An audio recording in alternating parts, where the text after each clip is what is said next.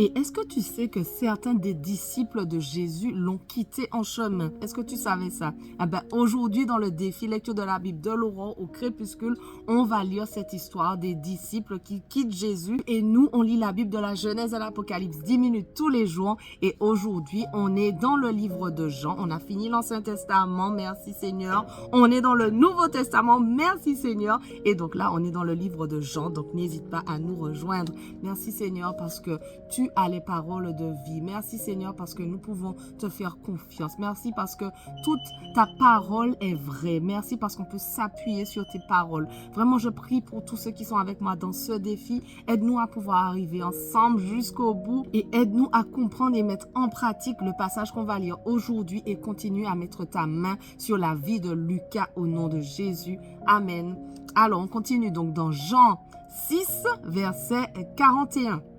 Les Juifs murmuraient à son sujet parce qu'il avait dit « Je suis le pain descendu du ciel ». Et ils disaient « N'est-ce pas Jésus, le fils de Joseph, celui dont nous connaissons le père et la mère? Comment donc peut-il dire « Je suis descendu du ciel » ?» Jésus leur répondit « Ne murmurez pas entre vous. Personne ne peut venir à moi à moins que le Père qui m'a envoyé ne l'attire. Et moi, je le ressusciterai le dernier jour. » Il est écrit dans les prophètes, ils seront tous enseignés de Dieu. Ainsi donc, toute personne qui a entendu le Père et s'est laissé instruire vient à moi. C'est que personne n'a vu le Père sauf celui qui vient de Dieu. Lui, il a vu le Père. En vérité, je vous le dis, celui qui croit en moi a la vie éternelle. Je suis le pain de vie. Vos ancêtres ont mangé la manne dans le désert et ils sont morts. Voici comment est le pain qui est descendu du ciel. Celui qui en mange ne mourra pas. Je suis le pain vivant descendu du ciel. Si quelqu'un mange de ce pain, il vivra éternellement. Et le pain que je donnerai, c'est mon corps que je donnerai pour la vie du monde. Là-dessus, les Juifs se mirent à discuter vivement entre eux, disant « Comment peut-il nous donner son corps à manger ?» Jésus leur dit « En vérité, je vous le dis, si vous ne mangez pas le corps du Fils de l'homme et si vous ne buvez pas son sang, vous n'avez pas la vie en vous-même. Celui qui mange mon corps et qui boit mon sang a la vie éternelle, et moi, je le ressusciterai le dernier jour.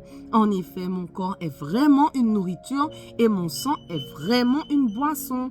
Celui qui mange mon corps et qui boit mon sang demeure en moi et moi je demeure en lui.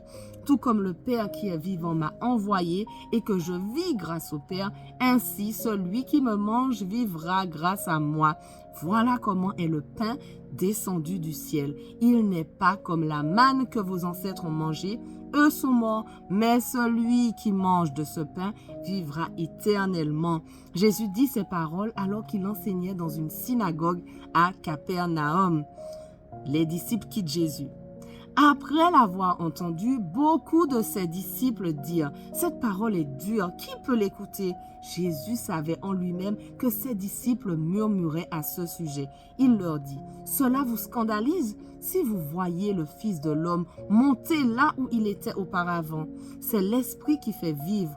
L'homme n'arrive à rien. Les paroles que je vous dis sont esprit et vie, mais il y en a parmi vous quelques-uns qui ne croient pas. » En effet, Jésus savait dès le début qui étaient ceux qui ne croyaient pas et qui était celui qui le trahirait. Il le savait dès le début. Il ajouta « Voilà pourquoi je vous ai dit que personne ne peut venir à moi à moins que cela ne lui soit donné par mon Père. » Dès ce moment, beaucoup de ses disciples se retirèrent et arrêtèrent de marcher avec lui. Jésus dit alors aux 12 « Et vous, ne voulez-vous pas aussi vous en aller ?» Et Simon-Pierre lui répondit « Seigneur, à qui irions-nous? Tu as les paroles de la vie éternelle. Et nous croyons et nous savons que tu es le Messie, le Fils du Dieu vivant. » Jésus leur répondit « N'est-ce pas moi qui vous ai choisis, vous les 12? Et l'un de vous est un diable. » Il parlait de Judas l'Iscariote, fils de Simon, car c'était lui qui allait le trahir, lui, l'un des 12. Jean 7.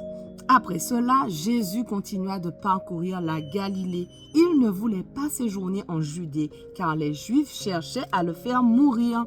Or, la fête juive des Tentes était proche. Ses frères lui dirent, « Pars d'ici et va en Judée, afin que tes disciples voient aussi ce que tu fais.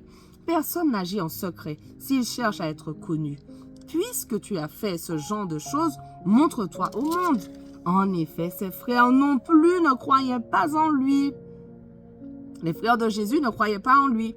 Jésus leur dit, « Le moment n'est pas encore venu pour moi, tandis que pour vous, c'est toujours le bon moment. Le monde ne peut pas vous détester, tandis que moi, il me déteste parce que je témoigne à son sujet que sa manière d'agir est mauvaise. Montez donc à cette fête. Quant à moi, je n'y monte pas encore parce que le moment n'est pas encore arrivé pour moi. » Après avoir dit cela, il resta en Galilée. Lorsque ses frères furent montés à la fête, il y monta aussi lui-même, non pas en se montrant, mais comme en secret. Les Juifs le cherchaient pendant la fête et disaient, « Où est-il » Dans la foule, on murmurait beaucoup à son sujet. Les uns disaient, « C'est un homme bien ». D'autres disaient, « Non, au contraire, il égare le peuple ». Personne toutefois ne parlait ouvertement de lui par crainte des chefs juifs. C'était déjà le milieu de la fête lorsque Jésus monta au temple et se mit à enseigner. Les Juifs s'étonnaient et disaient, « Comment connaît-il les Écritures, lui qui n'a pas étudié ?» Jésus leur répondit, « Mon enseignement ne vient pas de moi, mais de celui qui m'a envoyé. Si quelqu'un veut faire la volonté de Dieu, il saura si mon enseignement vient de Dieu ou si je parle de ma propre initiative. Celui qui parle de sa propre initiative cherche sa propre gloire. Mais si quelqu'un cherche la gloire de celui qui l'a envoyé, celui-là est vrai et il n'y a pas d'injustice en lui. Moïse ne vous a-t-il pas donné la loi? Or, aucun de vous ne la met en pratique, Pourquoi cherchez-vous à me faire mourir? » La foule répondit, « Tu as un démon. Qui cherche à te faire mourir? » Jésus leur répondit, « Pour une seule œuvre que j'ai faite, vous êtes tous étonnés. Moïse vous a donné la circoncision, qui ne vient du reste pas de lui, mais des patriarches, et vous circoncisez un homme le jour du sabbat. Si pour respecter la loi de Moïse, un homme reçoit la circoncision le jour du sabbat, pourquoi vous irritez-vous contre moi parce que j'ai guéri un homme tout entier le jour du sabbat? Ne jugez pas d'après l'apparence, mais portez un jugement juste. » Quelques habitants de Jérusalem disaient, « N'est-ce pas celui qu'ils cherchent à faire mourir? Le voici qui parle librement et ils ne lui disent rien. Est-ce que les chefs auraient vraiment reconnu qu'il est le Messie? Cependant, celui-ci, nous savons d'où il est, tandis que le Messie, quand il viendra, personne ne saura d'où il est. » Jésus enseignait dans le temple. Il s'écria alors, « Vous me connaissez et vous savez d'où je suis. Pourtant, je ne suis pas venu de moi-même. Au contraire, celui qui m'a envoyé est vrai et vous ne le connaissez pas. Pour ma part, je le connais, car je viens d'auprès de lui et c'est lui qui m'a envoyé. » Il cherchait donc à l'arrêter, mais personne ne mit la main sur lui parce que son heure n'était pas encore venue. Beaucoup parmi la foule crurent en lui et ils disaient, « Le Messie, quand il viendra, fera-t-il plus de signes miraculeux que n'en a fait celui-ci? » Les pharisiens entendirent la foule murmurer ces propos à son sujet. Alors les chefs des prêtres et les pharisiens envoyèrent des gardes pour l'arrêter. Jésus dit, « Je suis encore avec vous pour un peu de temps, puis je m'en vais vers celui qui m'a envoyé. Vous me chercherez et vous ne me trouverez pas, et là où je serai, vous ne pouvez pas venir. » Les Juifs se dirent alors entre eux, « Où ira-t-il pour que nous ne le trouvions pas?